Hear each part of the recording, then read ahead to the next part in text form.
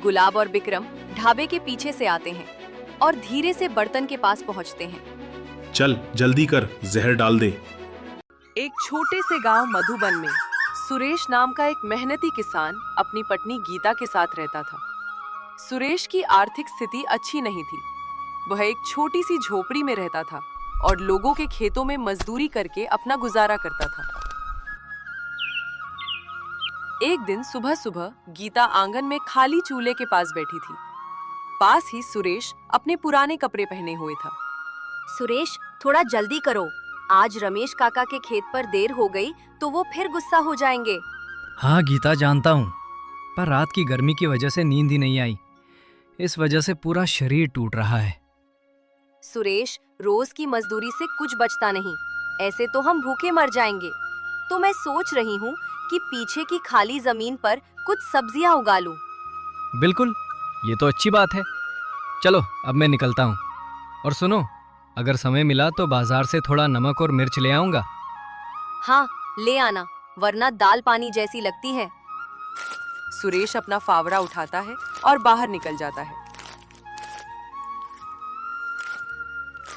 सुरेश खेत में पसीना बहाते हुए काम कर रहा था।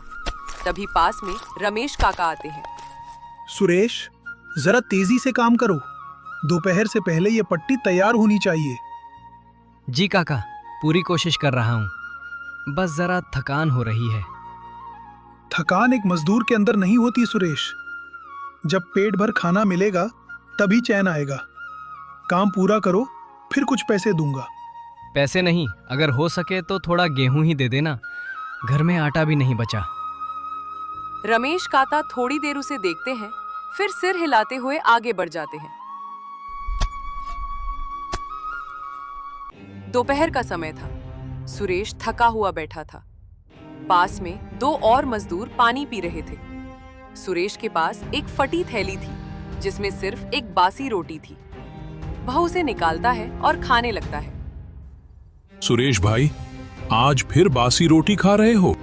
भाई, जब तक किस्मत साथ नहीं होती तब तक रोटी बासी ही होगी। ये सुन दोनों मजदूर भावुक हो जाते हैं, लेकिन उनकी आंखों में सुरेश की मेहनत के प्रति सम्मान झलकता है। शाम का समय था।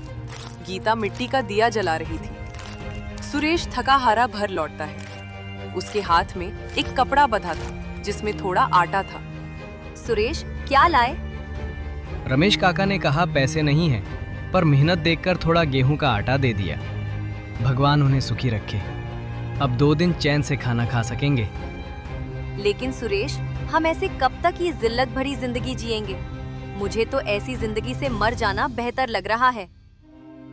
तुम्हारा कहना ठीक है गीता, लेकिन तुम चिंता मत करो, मैं कल से कोई लगा बंधा काम ढूंढ लूंगा जिससे मुझे रोज मजदूरी ढूंढने के लिए न जाना पड़े। इसके बाद दोनों खाना खाकर सो जाते हैं। सुबह का समय था। सुरेश एक पुराना झोला हाथ में लिए धीरे धीरे चल रहा था। वह अलग अलग जगहों पर जाकर काम मांगता है। महेश भैया, अगर कोई छोटा मोटा काम हो तो बता दीजिए, मैं भी थोड़े हाथ पैर चला लूंगा। सुरेश, अभी तो दुकान में लड़का रखा है और ज्यादा भीड़ भी नहीं है। जब जरूरत होगी तब बताऊंगा। सुरेश थोड़ा उदास होकर आगे बढ़ता है। दोपहर का समय था। सुरेश एक मिठाई की दुकान के पास रुकता है जहाँ कुछ लोग बैठे थे। चाचा, कोई काम मिल सकता है क्या? मैं आपके बर्तन मांज दूंगा और साफ सफाई भी कर दूंगा। अरे सुरेश, तू अब ये काम करेगा? चल भाई आगे बढ़, यहाँ हमारे लड़के ही बहुत हैं। सुरेश की आंखों में निराशा साफ झलक रही थी। सुरेश थका हारा और निराश होकर घर की ओर लौट रहा था। उसी समय सामने से गांव के सरपंच शर्मा जी बैलगाड़ी से उतरते हैं। वे सुरेश को अच्छे से पहचानते थे। अरे सुरेश बेटा, क्या बात है, बड़ा परेशान दिख रहा है। नमस्ते सरपंच जी। हाँ, बस काम की तलाश में निकला था, लेकिन कहीं कोई काम नहीं मिला। तू मेहनती लड़का है सुरेश, मैं जानता हूँ तू खेतों में दिन रात पसीना बहाता है। ऐसा कर, मेरे अनाज भंडार में थोड़ा काम खाली है। मजदूरी ज्यादा तो नहीं मिलेगी, लेकिन रोज का काम पक्का रहेगा। सरपंच जी, सच कह रहे हैं आप? हाँ रे, गांव का मेहनती आदमी भूखा नहीं रहेगा जब तक मैं जिंदा हूँ। कल सुबह आ जाना, काम दिखा दूंगा। आपका बहुत बहुत धन्यवाद सरपंच जी, आपने आज उम्मीद जगा दी। बस मेहनत ईमानदारी से करना, आगे रास्ता खुद बन जाएगा। रात का समय था। सुरेश घर लौटता है। गीता चूल्हे के पास बैठी थी। सुरेश मुस्कुराते हुए आता है। आज कुछ बात बनी क्या सुरेश? हाँ गीता, आज सरपंच जी से मिला। अब उनके अनाज भंडार में काम मिलेगा। भगवान का लाख लाख शुक्र है। चलो अब हमारे भी दिन बदलेंगे। हाँ, अब मेहनत और दुआ दोनों हमारे साथ हैं। गीता थाली में रोटी परोसती है। दोनों मिलकर सादा भोजन करते हैं। अगली सुबह सुरेश समय से पहले ही अनाज भंडार पहुंच जाता है। कुछ मजदूर गेहूं और बोरे उठा रहे थे। सरपंच जी सुरेश को बुलाते हैं। सुरेश देखो, तुम्हारा काम है बोरे लाना ले जाना और मशीन में गेहूं डालना। ध्यान रखना कहीं हाथ ना फंस जाए। जी सरपंच जी, मैं इस बात का पूरा ध्यान रखूंगा। इसके बाद सुरेश तुरंत काम में लग जाता है। वह बोरे उठाता है, मशीन में गेहूं डालता है और खूब मेहनत करता है। उसके माथे पर पसीना आ जाता है। शाम को सुरेश थका हुआ घर लौटता है। गीता दरवाजे पर उसका इंतजार कर रही थी। आ गए सुरेश, कैसा रहा आज का दिन? बहुत अच्छा था गीता, सारा दिन काम किया। थोड़ी थकान है पर दिल को सुकून मिला। पहली बार लगा कि कुछ कर रहा हूं अपने लिए। भगवान का शुक्र है। देखो आज मैंने बाजरे की रोटी और प्याज की चटनी बनाई है। दोनों बैठकर सादा खाना खाते हैं। उनके बीच शांति और सच्चा प्रेम दिखाई देता है। अगले दिन सुरेश फिर से सुबह जल्दी अनाज भंडार पहुंचता है। वह पहले से ज्यादा मेहनत करता है। आज बोरे उठाते उठाते उसे दोपहर हो जाती है। पसीने से तरबतर सुरेश की आंखों में हल्की थकान और भूख दोनों झलकती हैं। आज बहुत जोर से भूख लग रही है। गीता के हाथ की रोटी तो शाम को ही मिलेगी। क्यों ना आज गुलाब के ढाबे पर कुछ खा लूं? इसके बाद सुरेश पैदल चलता हुआ गुलाब के ढाबे पर पहुंचता है, जहां कुछ खटियां, कुछ बेंच पट्टी थी। दूर से दाल, रोटी और घी की महक आ रही थी। सुरेश वहां पहुंचता है। आओ सुरेश भाई, पहली बार दिखे हो अपने ढाबे पर, क्या खिलाऊं?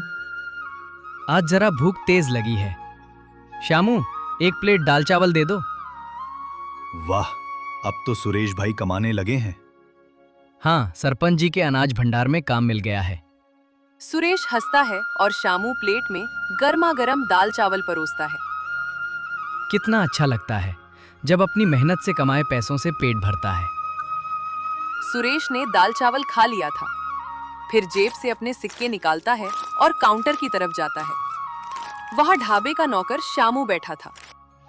भैया, खाना बहुत अच्छा था, बताओ कितने पैसे हुए? आपने एक बड़ी प्लेट दाल चावल खाया है, इसके हुए 500 रुपए। 500? भैया, दाल चावल के 500 रुपए? हाँ, और क्या मुफ्त में परोसा था? यहाँ कोई लंगर नहीं चलता। भैया, मेरे पास तो सिर्फ 20 रुपए हैं। मुझे नहीं पता था कि यहाँ का खाना इतना महंगा होगा। अब बहाने मत बना, खाना खा लिया और अब पैसे नहीं दे रहा। अभी मालिक को बुलाता हूँ। गुलाब भैया, जल्दी यहाँ आइए, एक मुफ्त खोर ढाबे पर आया है। कुछ देर बाद गुलाब गुस्से में आता है। सुरेश सिर झुकाए वहां खड़ा था। क्या हुआ रे शामू? मालिक, इसने खाना खा लिया और अब कह रहा है कि पैसे नहीं हैं। 500 रुपए के खाने के सिर्फ 20 रुपए दिखा रहा है। अरे तू वही सुरेश है ना, अनाज भंडार वाला? हाँ भैया, भूख बहुत लग रही थी, सोचा कि दोपहर का कुछ खा लूं। मुझे सच में नहीं पता था कि खाना इतना महंगा पड़ेगा। तो पहले पूछ क्यों नहीं लिया तूने? क्या समझ रखा है मुफ्त में खिला देंगे? ऐसा कुछ नहीं सोचा भैया, बस गलती हो गई। गलती? और वो भी 500 रुपए की? अरे भिखारी जैसे कपड़े पहनकर ढाबे में खाने चला आता है। तेरे जैसे लोगों के कारण ही मेरे ढाबे का नाम खराब होता है। सुरेश थोड़ा डर जाता है। वह विनम्रता के साथ कहता है, भैया अपमान मत कीजिए, मैं मजदूरी करता हूँ, मेहनत से कमाता हूँ। मैंने उधार नहीं मांगा, बस थोड़ी सी चूक हो गई। तो क्या अब हर चूका हुआ ग्राहक यहीं आएगा? चल निकल यहाँ से और जो पैसे हैं वही फेंक दे टेबल पर। सुरेश आंखें झुकाकर धीरे से अपने 20 रुपए निकालता है और मेज पर रख देता है। गुलाब अब भी गुस्से में सुरेश को ताने मार रहा था। तभी वहां एक बाइक रुकती है। उस पर से उतरता है विक्रम, गुलाब का अहंकारी और अमीर दोस्त। गुलाब, क्या हो रहा है यहाँ? क्यों इतना शोर मचा रखा है? अरे विक्रम भाई देखो ना, ये भिखारी टाइप आदमी खाना खा गया और कहता है पैसे नहीं है। विक्रम सुरेश को ऊपर से नीचे तक देखता है। ओह, तो अब ऐसे लोग भी ढाबे में आकर पेट भरते हैं? हाँ, इसने पूछे बिना ही ऑर्डर कर दिया और अब कहता है मेरे पास पैसे नहीं हैं। गुलाब, ऐसे लोगों को सबक सिखाना जरूरी है, नहीं तो ये रोज आएंगे, खाना खाएंगे और बहाने बनाएंगे। वह आगे बढ़ता है और सुरेश को धक्का देता है। क्यों बे, बहुत भूख लगी थी, अब भुगत। गुलाब, विक्रम और उसके दोस्त मिलकर सुरेश को पीटना शुरू कर देते हैं। सुरेश कुछ कह भी नहीं पाता, बस खुद को बचाने की कोशिश करता है। ढाबे के आसपास बैठे लोग तमाशा देखते हैं, पर कोई बीच में नहीं आता। कुछ देर बाद सुरेश जमीन पर गिरा पड़ा था। उसके बदन पर चोट के निशान थे। गुलाब पास आकर फिर बोलता है, शुक्र मना कि मैंने तुझसे बर्तन नहीं मजवा रहा हूँ, क्योंकि तुझसे बर्तन मजवाऊंगा तो मेरी दुकान की इज्जत भी चली जाएगी। चल भाग यहाँ से और आइंदा कहीं दिख मत जाना, वरना कचरे में फेंक देंगे। सुरेश की आंखों में आंसू थे। वह कुछ नहीं बोलता, बस धीरे धीरे वहां से निकल आता है। उसके कपड़े मिट्टी से सने हुए थे और चेहरा सूजा हुआ था। संध्या का समय था। सुरेश रोता हुआ घर आता है। गीता दरवाजे पर खड़ी थी। जैसे ही सुरेश को देखती है, दौड़कर उसके पास आती है। सुरेश, ये क्या हुआ? कौन था ये दरिंदा? गुलाब और उसका दोस्त विक्रम। सिर्फ इसलिए मारा क्योंकि मेरे पास पूरे पैसे नहीं थे। कैसे लोग हैं ये? किसी गरीब पर जरा भी तरस नहीं आता। सुरेश, हमारा गरीब होना ही पाप है। गीता, आज मैं टूटा नहीं हूँ, आज मैं पूरा जागा हूँ। अब इस अपमान को अपनी ताकत बनाऊंगा। सुरेश, अब चुप बैठने का समय नहीं है। हमें सरपंच जी से शिकायत करनी चाहिए। ये जो हुआ है वो सिर्फ हमारे साथ नहीं, किसी भी गरीब के साथ हो सकता है। गीता, सरपंच जी तो बड़े आदमी हैं। क्या वो हमारी बात सुनेंगे? अगर नहीं सुनी तो हम गांव में आवाज उठाएंगे, पर कोशिश तो करनी ही होगी।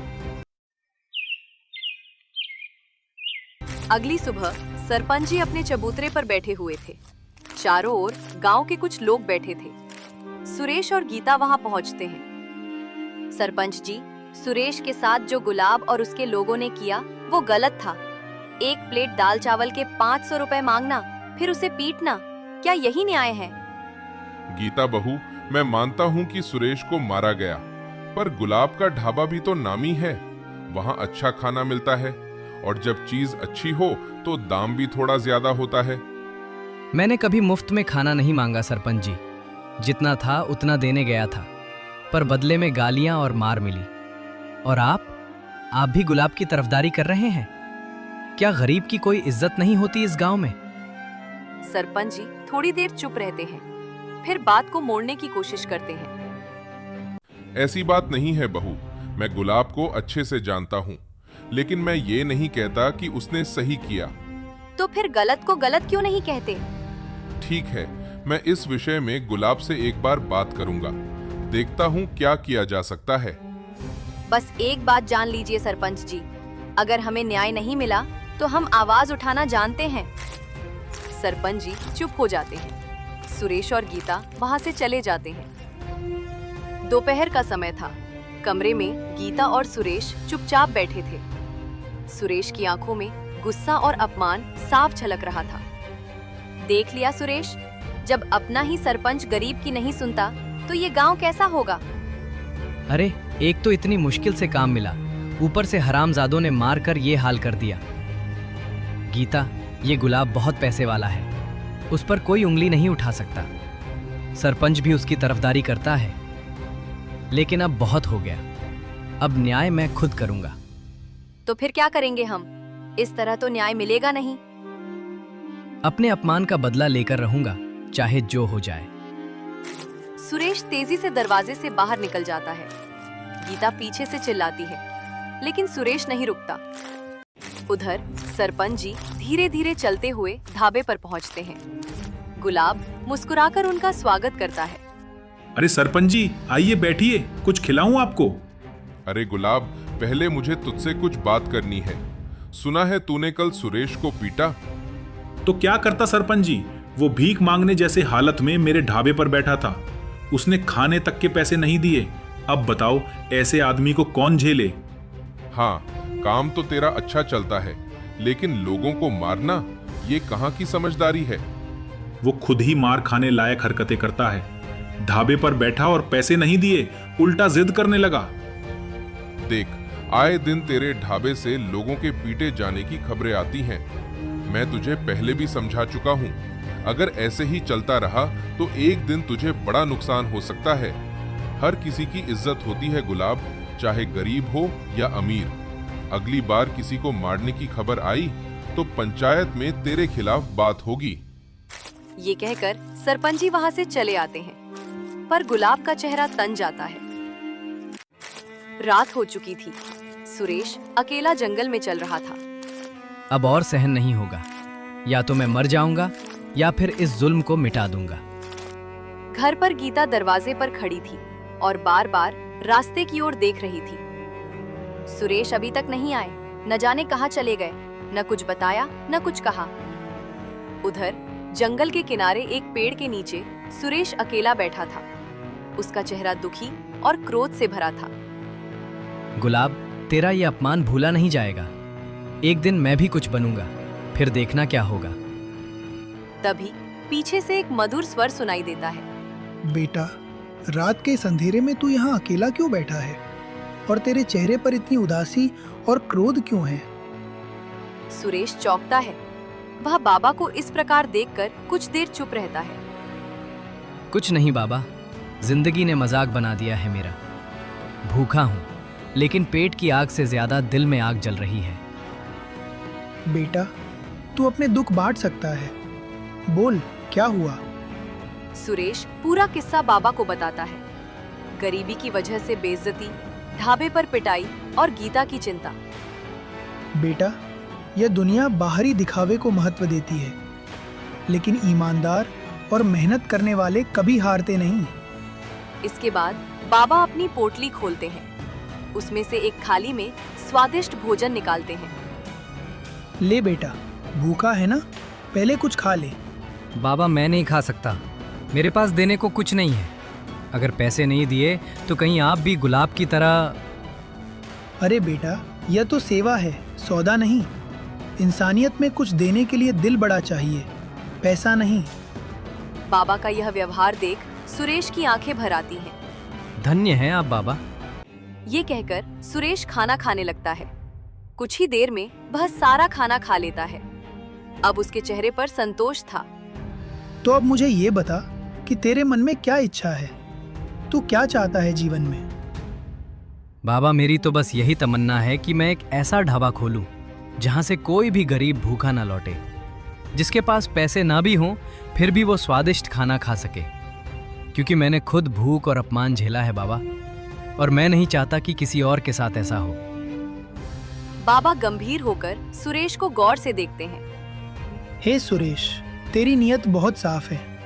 आजकल के जमाने में ऐसा दिल बहुत कम लोगों के पास होता है। तेरे इसी विचार और त्याग की भावना से मैं प्रसन्न हुआ हूँ, इसलिए मैं तुझे एक वरदान देता हूँ। बाबा एक पीतल का चमकता हुआ बर्तन निकालते हैं। ये लो, यह जादुई बर्तन है। जो भी खाने की इच्छा तुम इस बर्तन से करोगे वह तुरंत हाजिर हो जाएगा। मगर एक बात याद रखना, इस बर्तन से सिर्फ जरूरत भर की चीजें मांगना। यदि लालच में आकर कुछ भी ज्यादा या अनुचित मांगोगे तो यह बर्तन कुछ नहीं देगा और हो सकता है कि अपना असर भी खो दे। मैं वचन देता हूं बाबा, मैं सिर्फ जरूरत के अनुसार ही इसका उपयोग करूंगा। ये मेरे लिए भगवान का आशीर्वाद है। मैं इसे गरीबों की सेवा में लगाऊंगा। जाओ सुरेश, तुम्हारा रास्ता अब खुल चुका है। ईमानदारी और सेवा की राह पर चलते रहो, सफलता तुम्हारे कदम चूमेगी। बाबा धीरे धीरे वहां से अदृश्य हो जाते हैं और सुरेश भी उस बर्तन को सीने से लगाकर घर की ओर चल देता है। गीता अब भी सुरेश के लौटने का इंतजार कर रही होती है। तभी सुरेश थका हारा और हाथ में बर्तन लिए आता है। अरे सुरेश, कहाँ थे तुम? और ये बर्तन कैसा है? गीता, बहुत कुछ हुआ है आज रात, मैं तुझे सब बताता हूँ।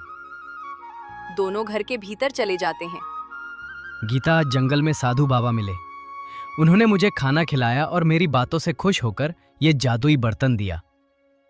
जादुई बर्तन? हाँ, इससे जिस भी खाने की इच्छा करेगा वो बनकर आ जाएगा। मगर बाबा ने कहा है सिर्फ जरूरत के अनुसार इस्तेमाल करना, लालच नहीं करना।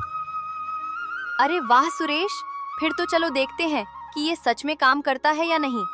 ओह जादुई बर्तन, हमें 2 लोगों के लिए स्वादिष्ट खाना दो। कुछ ही क्षणों में बर्तन से गर्मा गर्म खाना निकलता है, रोटी, सब्जी और खुशबूदार चावल। हे राम, ये तो चमत्कार है। गीता, अब मैं अपना सपना पूरा करूंगा, गरीबों के लिए ढाबा खोलूंगा। अगली सुबह सुरेश के घर के बराबर में एक छोटी सी छप्पर वाली जगह में ढाबा लग चुका था। सुरेश और गीता काम में व्यस्त थे। वे बर्तन को छिपाकर अंदर रखते हैं और बाहर खाने के लिए मेज कुर्सियां सजाते हैं। सुरेश, देखना, आज दिन हमारा है। तभी एक बूढ़ा आदमी आता है जो पुराने कपड़े पहने हुए था और काफी थका लग रहा था। बेटा, कुछ खाने को मिल जाएगा? बहुत भूखा हूँ। आइए बाबा, ये ढाबा आप जैसे लोगों के लिए ही है। सुरेश अंदर जाकर बर्तन से कहता है, एक गरीब बाबा के लिए गर्म और स्वादिष्ट खाना दो। बर्तन से लाजवाब खाना निकलता है। बूढ़ा खाना खाता है। ऐसा खाना खाकर उसकी आंखों में आंसू आ जाते हैं। बेटा, क्या खाना है? इसकी खुशबू तो रूह तक में उतर गई। आपको अच्छा लगा बाबा? अब बताइए कितने पैसे दूं? क्यों हंस रहा है बेटा? मैं ही पैसे दूंगा ना। बताओ कितना हुआ? सिर्फ 10 रुपए हुए बाबा। क्या? सिर्फ 10 रुपए? इतने कम पैसों में इतना स्वादिष्ट खाना? हाँ बाबा, अब यहाँ कोई भूखा नहीं रहेगा। न पैसे की टेंशन, न स्वाद की कमी। बेटा, तेरा ढाबा दिन दुगनी रात चौगुनी तरक्की करे। मैं और लोगों को भी लाऊंगा यहाँ। बस सबका पेट भरे, यही मेरी कमाई है बाबा। धीरे धीरे सुरेश का ढाबा अब पूरे इलाके में प्रसिद्ध हो चुका था। स्वादिष्ट भोजन, सस्ते दाम और नम्रता से भरे व्यवहार ने सभी का दिल जीत लिया था। सुरेश भैया, सच कहूं तो आपके ढाबे जैसा स्वाद पूरे शहर में नहीं। धन्यवाद भैया, मेरा उद्देश्य ही यही है कि कोई भूखा ना रहे। शाम का समय था। सुरेश के ढाबे पर बढ़ते ग्राहक देख गुलाब चिंता में पड़ गया। ये सुरेश का ढाबा हर दिन मेरे ग्राहक छीन रहा है। ऐसा कैसे हो सकता है? जरूर कोई चाल है, कोई रहस्य है इस सब के पीछे। कल ही उसे ढूंढकर बात करनी पड़ेगी। बस अब बहुत हुआ। अगली सुबह गुलाब और बिक्रम ने योजना बनाई। उन्होंने सुरेश को रास्ते में रोका।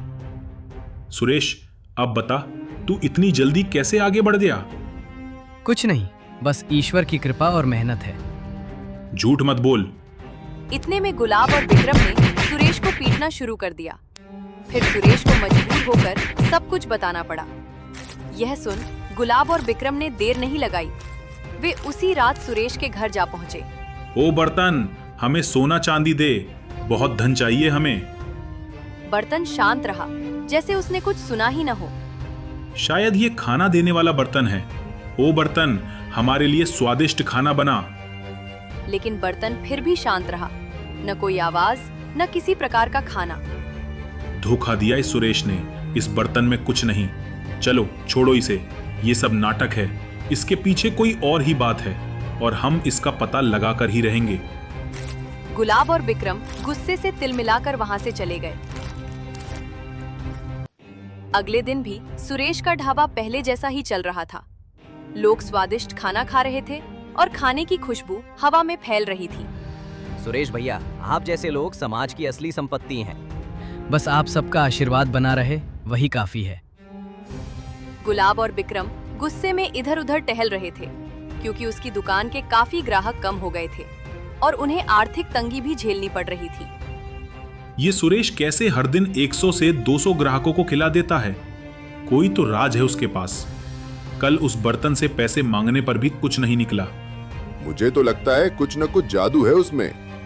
तो अब क्या करें? अगर उसके ढाबे को बंद नहीं किया तो हम भूखे मर जाएंगे। एक उपाय है, अगर उसके खाने में थोड़ा सा जहर मिला दिया जाए तो लोग डर जाएंगे और कोई उसके ढाबे पर नहीं आएगा। क्या सच में? लेकिन पकड़े गए तो? अरे हम सावधानी से काम करेंगे, कोई नहीं देखेगा। बस एक बार कर दो, फिर सुरेश खत्म। सुरेश ग्राहकों को खाना खिला रहा था। गीता कुछ लेने के लिए गई हुई थी। लो भैया, गरम गरम पूरी और सब्जी। और बताओ, कोई कमी हो तो? गुलाब और विक्रम ढाबे के पीछे से आते हैं और धीरे से बर्तन के पास पहुंचते हैं। चल जल्दी कर, जहर डाल दे। गुलाब जेब से शीशी निकालता है। तभी जोर से सीटी बजती है। सरपंच जी हाथ में लाठी लेकर आते हैं। पुलिस भी उसके साथ थी। पकड़ लो इन दोनों को। जहर मिला रहे थे ये सुरेश के खाने में। नहीं सरपंच जी, हमने ऐसा कुछ नहीं किया। हाँ, हमें फंसाया जा रहा है। झूठ मत बोलो, मैंने तुम्हारी बात सुन ली थी। तुम दोनों ने कल रात भी सुरेश से मारपीट की थी। शर्म करो। चलो थाने, अब तुम दोनों वहीं की हवा खाओगे। गुलाब और विक्रम को हथकड़ी लगाकर ले जाया जाता है। सुरेश भावुक होकर सरपंच जी के पास आता है। सरपंच जी, आपने मेरी जिंदगी बचा ली। अगर वो खाने में जहर डाल देते तो न जाने कितने गरीब मारे जाते। सुरेश, तेरी नीयत साफ थी, इसलिए भगवान ने भी तेरा साथ दिया। अब चल, मुझे भी कुछ स्वादिष्ट सा खाना खिला दे। सुरेश हंसते हुए खाना परोसने लगता है। सभी लोग ताली बजाते हैं।